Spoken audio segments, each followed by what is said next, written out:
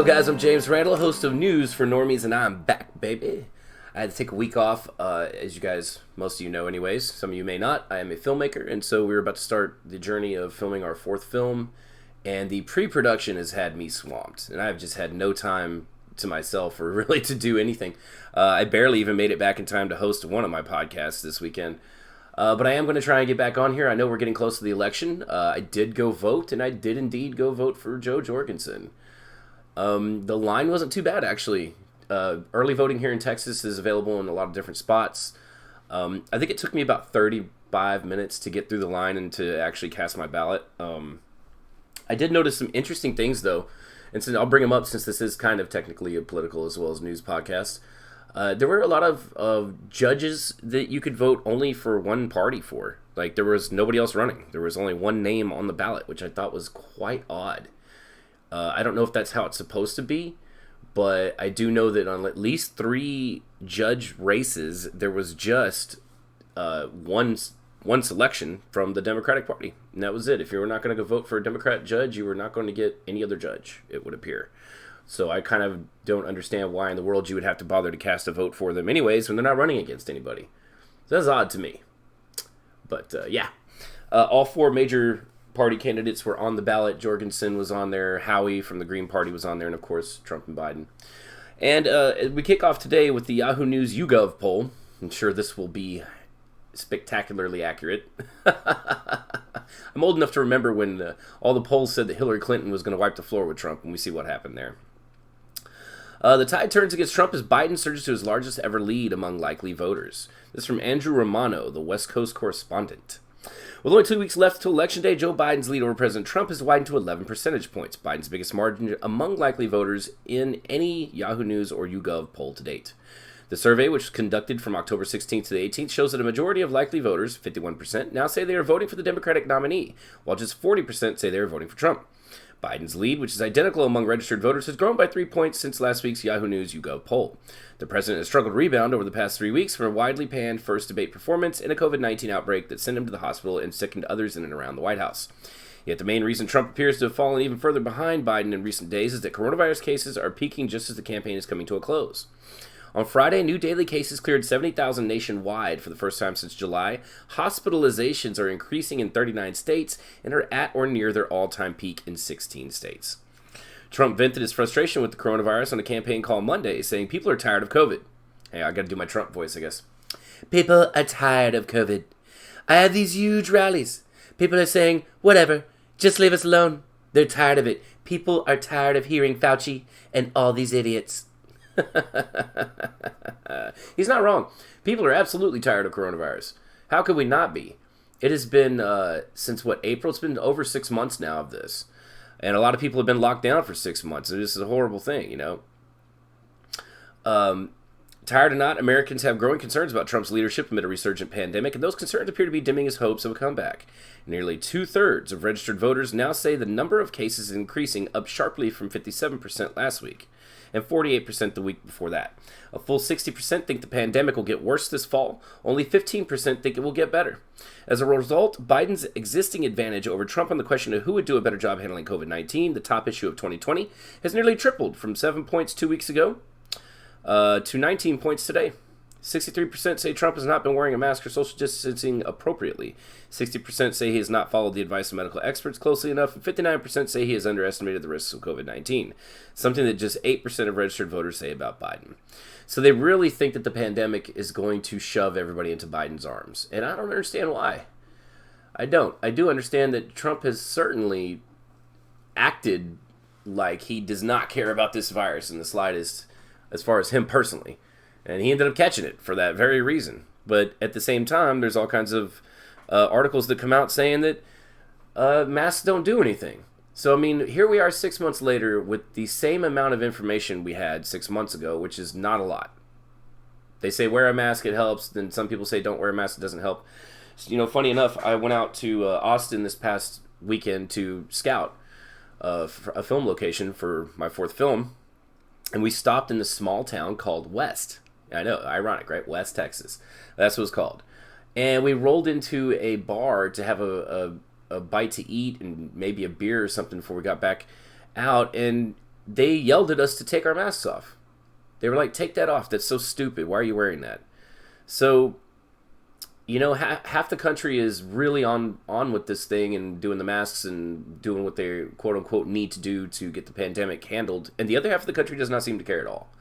And it's just going about their life like nothing's even happening at all.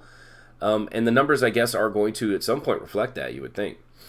I personally don't see what the president could possibly do to keep people wearing masks and stuff, because I don't believe that people listen to him, really. I mean, maybe his hardcore supporters might care a whole lot, but the rest of us don't care what he has to say about any of this.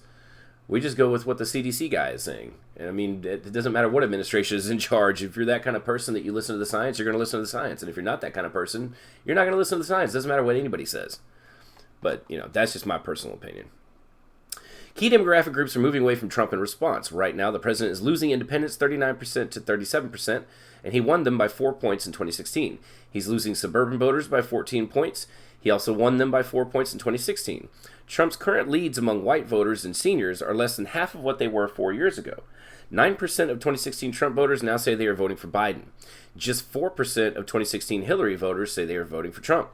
Meanwhile, the president is running out of time to resurrect his re-election bid. Just 5% of likely voters remain undecided, and a mere 3% say there is still a chance I'll change my mind in the next 2 weeks.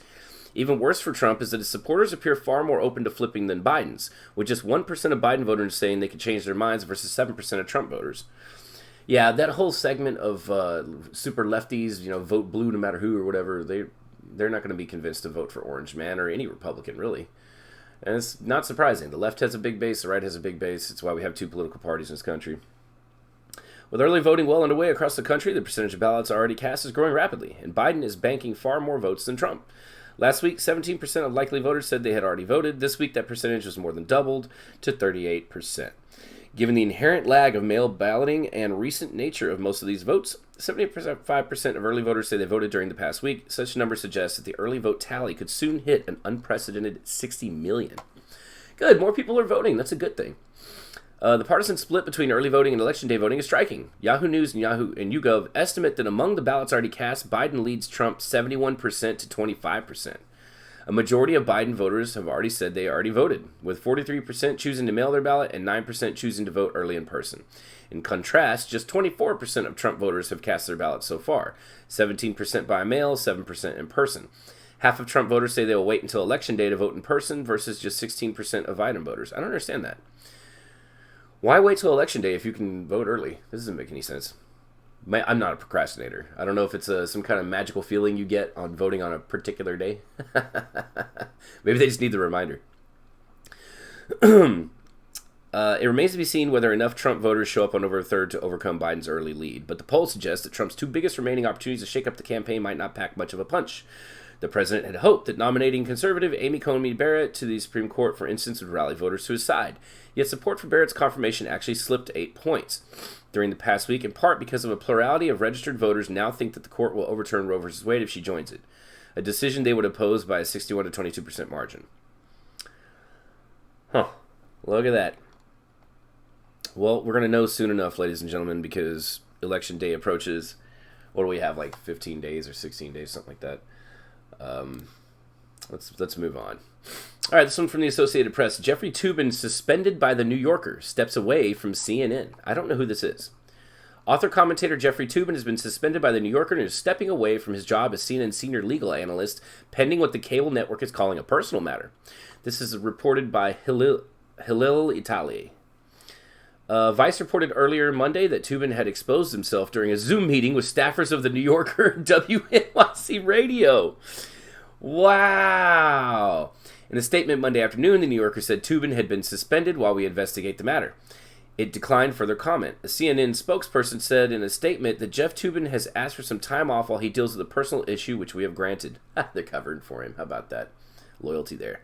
The 60-year-old Toobin has been a New Yorker writer for more than 20 years and joined CNN in 2002. He is the author of several books, most recently True Crimes and Misdemeanors, The Investigation of Donald Trump, published in August. So he just randomly exposed himself? They don't have any more information than that? That's wild. I've done plenty of conferences, and I'm always wearing clothes. I don't understand these people that get online or even walk around your computer without wearing clothes. Are you crazy? I'm one of those people that puts the tape over his laptop camera, though. You know, like, you're not watching me do anything. Oh, this poor guy. Imagine how stupid he's got to feel. He's probably sitting there in like a towel or something, and then he just stood up because he thought the conference is over. So I'm speculating, but... All right, let's move right along. Neil deGrasse Tyson says an asteroid could hit the day before Election Day. Awesome. This is from Biba Adams, reporting from The Grio. A fridge-sized space rock is headed our way, he tweeted, one that may buzz-cut Earth on November 2nd. Famed astrophysicist Neil deGrasse Tyson posted a picture of an asteroid approaching Earth, saying that it could strike the planet before the election on November 3rd. Asteroid 2018 VP1, a refrigerator-sized space rock, is hurtling towards us at more than 40,000 kilometers an hour, he wrote in a tweet Saturday. It may buzz-cut Earth on November 2nd, the day before the presidential election. Please, by all means, bring the asteroid. I think we are all ready for the asteroid. Bring the asteroid on, man. Bring it on. Just smack us already. He noted that the asteroid is not big enough to cause harm, so if the world ends in 2020, it won't be the fault of the universe. Despite the warning, NASA has previously confirmed that the asteroid has a less than 1% chance of actually striking the Earth. In a reply to Tyson's tweet, a user asked him, do we have a plan if a larger asteroid was on a path to strike Earth? Nope, he replied. Actually, we do have plans, but none of them are funded. Another user wrote, technically, everything is the fault of the universe, Neil. To which he replied, not the results of presidential elections. Oh, how clever. I can't wait till the election stuff is done. I just can't wait. Even though I know we're not going to stop hearing about it. Those of you that think that once we either re-elect Trump or vote in Biden or Jorgensen or Howie, those of you that think that we're not going to have to hear about politics again are dead wrong. It's not going to stop. It won't go away. I guarantee it's not going to go away. It won't go away in January. It won't go away 3 years from now. They're going to be endlessly talking about this because politics has become like an extra religion here in the United States. Now, a lot of people are very, incredibly religious about it. So, yeah. What are you going to do, huh? The asteroid also posed no danger to... NASA researchers cataloging near-Earth objects have discovered more than 19,000 of them since the agency began keeping the record in 1998. The approaching asteroid, of which deGrasse Tyson speaks, was discovered in 2018. Another asteroid passed within 1,830 miles of Earth on August 16th of this year. That was the closest known non-impacting asteroid, according to NASA officials. The asteroid also posed no danger to people on the ground due to its size. However, it worried astronomers because it went undetected until it passed the planet. The asteroid approached undetected from the direction of the sun. Paul Chodas, the director of NASA's Center for Near-Earth Object Studies, told Business Insider, we didn't see it coming. Although the approaching asteroid poses virtually no risk to the planet, the warning struck many on social media as ironic amid a year that has seen a global pandemic and other calamities. Yeah, no kidding. The asteroid would honestly be the icing on the cake at this point for what 2020 has offered us. There is a lot to be said about the fact that we do not fund any kind of asteroid defense. And that is an easy thing to crush us out. Straight up. And it wouldn't even take you don't have to have an asteroid the size of Texas to hit the planet to ruin our day. It doesn't even have to be city size from what I understand. If it's just like a couple miles or something, it could smack hard enough to do all kinds of damage, let alone, the dust obscuring the sun, possibly cooling the planet, sending us into an ice age. There's a lot of really big consequences, obviously, for asteroids. If it's big enough, it could possibly ignite the atmosphere. Our atmosphere is a lot more flammable than I think people realize, but, who paid attention in science class? Exactly. Me, apparently. Either that or I read all this in books. All right, and we're going to finish up with a ridiculous story. Matthew McConaughey reveals that his dad died while having sex with his mom. Hey, what a way to go there, buddy. Matthew McConaughey has shared details of his parents' volatile relationship and how it came to an end. The Oscar winner revealed in his new memoir, Greenlights, that his father, James McConaughey, died while having sex with his mother, Kay. It was just how his dad predicted, the actor recalled. What? I got a call from my mom. Your dad died. My knees buckled, McConaughey wrote in an excerpt shared by People. I couldn't believe it. He was my dad. Nobody or nothing could kill him except Mom. He'd always told me and my brother's boys, when I go, I'm going to be making love to your mother. And that's what happened. He had a heart attack when he climaxed. Wow. What a way to go. What a way to go, man. Oh, man. That's sad for his mom, though, I would say.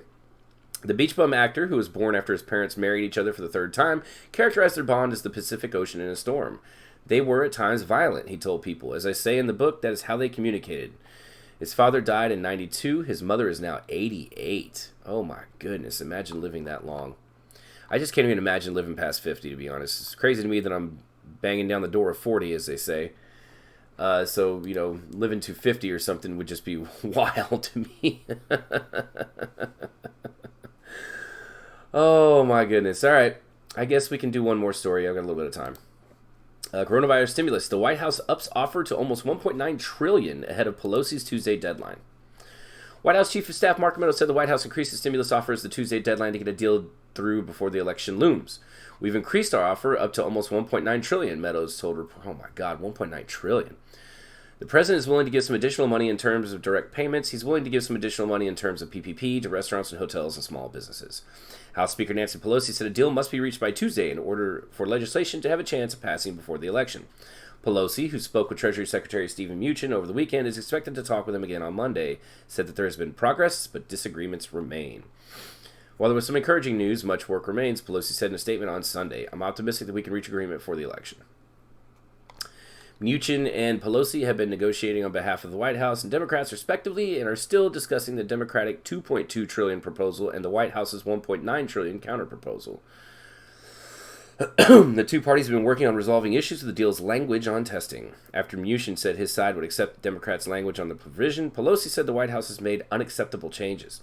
The White House has removed 55% of the HEROES Act's language for testing, tracing, and treatment, she said in a statement. Other issues remain unsolved are the child tax credit, unemployment benefits, state and local funding, among others.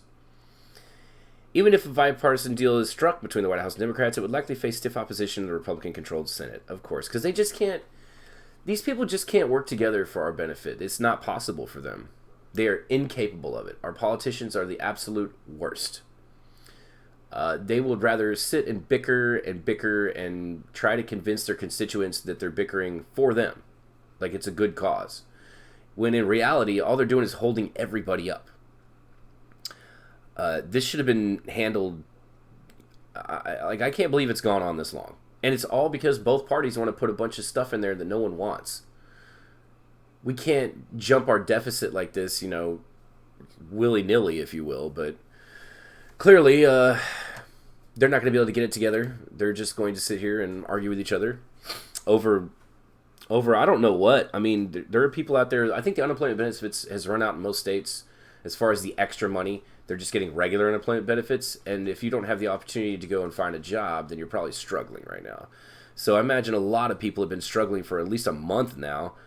And if you're not going to let people open up and go back to work, then you have to do something. Which means, somehow getting along, getting this bill passed. McConnell is expected to put his own stimulus proposal worth around $500 billion to a vote this week. The bill, likely to be almost identical to the one that failed in the Senate in September, includes funding for the PPP, extra employment benefits, money for schools, liability protection for businesses. If Speaker Pelosi ever lets the House reach a bipartisan agreement with the administration, the Senate would, of course, consider it, McConnell said in a statement on Saturday. But Americans need help now. Meadows echoed Pelosi's optimism, saying that he's hopeful that a stimulus deal between the administration and Democrats can be struck by Tuesday. Well, they had all day today, and we didn't see it, so I guess they're going to do this little cat and mouse game all day tomorrow as well. How fantastic for all of us. The President, Secretary Mnuchin, and myself have not only made modifications, but made substantial modifications that come at the risk of jeopardizing Republican support, he said on Monday. The Treasury Secretary and I have had a number of very fruitful discussions, blah, blah, blah, blah, blah. Yeah, we'll see. They're going to try to run this to the wire. It's an election year, so everything is about stabbing the other person as hard as you can, because that's just politics. Our politics really is that. It's about who can get their base to cheer the stabbing of the other side the hardest. I mean, it's unbelievable. All we do is just bust out the knives and just inch them in to each other every chance they get, even though they know that the American people need this, and we need them to do a lot better, and they're just not going to. They're just not going to, because they just don't want to.